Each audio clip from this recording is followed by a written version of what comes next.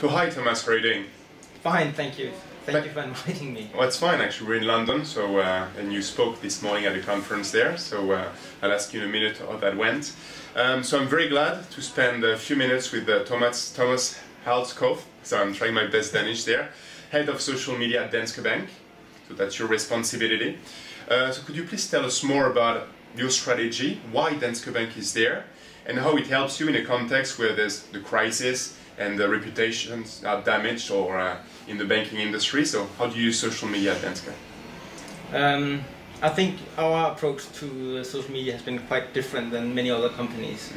Mm-hmm. The financial crisis changed almost everything for my company, and being the largest bank in Denmark, we were very much the focus of attention for the general distrust in banks at the time. So at that point we had to do something different in the way we communicate. So what we did was we had a big marketing campaign, mm-hmm. where we basically went out in outdoor and TV commercial urging customers and non-customers to give their opinion about Danske Bank and how they experienced the financial crisis, and they could go into our website on a blog and post their comments on it. And then was it a blog then? Yes, it was a blog on our homepage. We had it 1 year ago during the crisis, called Your Opinion campaign. So it's not online anymore? It's not online anymore. But what we did was that during a 2 to 3 month period, there was more than 3,000 posts on the blog. We collected these posts and then looked into it, and then based on the user input, we articulated 24 actions to become a better bank. So we went out communicating this afterwards. So during the crisis, we used social media very intensively in terms of collecting input, in terms of how did our customers experience the crisis.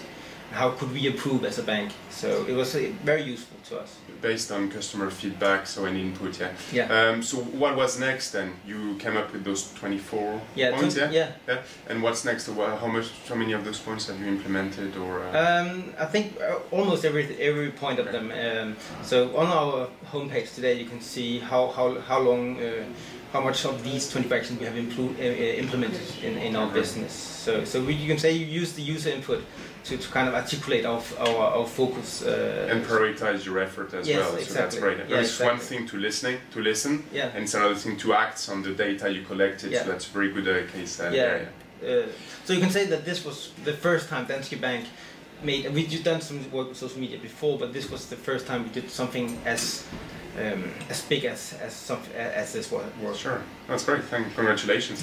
Thank you. So you're head of social media. Yeah. It's still, banks are getting there, but very few have properly a dedicated team. So you've got another person in your team, yeah. I believe. Yes. What is your scope then of responsibility? So reputation management is one big aspect. Yeah. And what about Twitter, Facebook, blogs?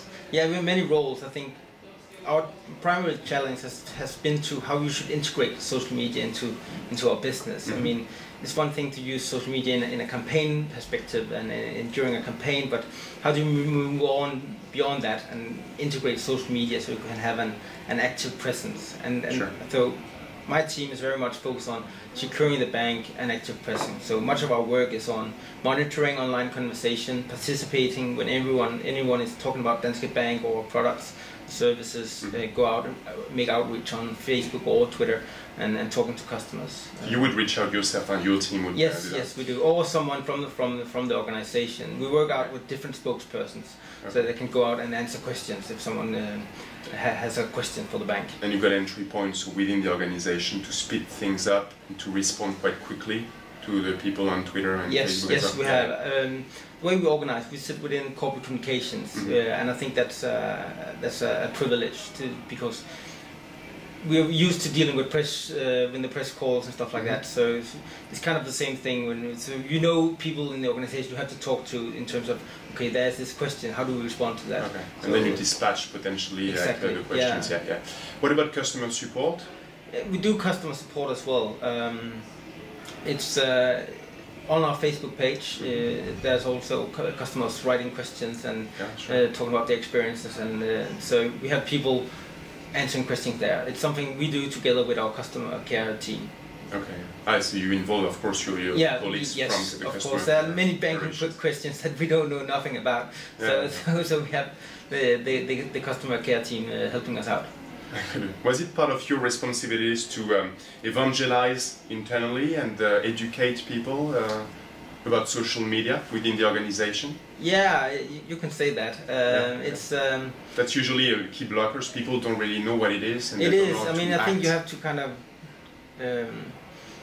A lot of people has a lot of ideas about what social media is, but you have to kind of see the value in concrete projects. So we're trying to show how social media can fit into the mix. I think social media is nothing in itself. It's something that can support the business challenges. So you have to convince people and show that actually social media is a relevant part of your general marketing or communication mix. Mm-hmm. So that's our job, to kind of explain that social media is something you have to consider whenever you're planning any strategic project actually.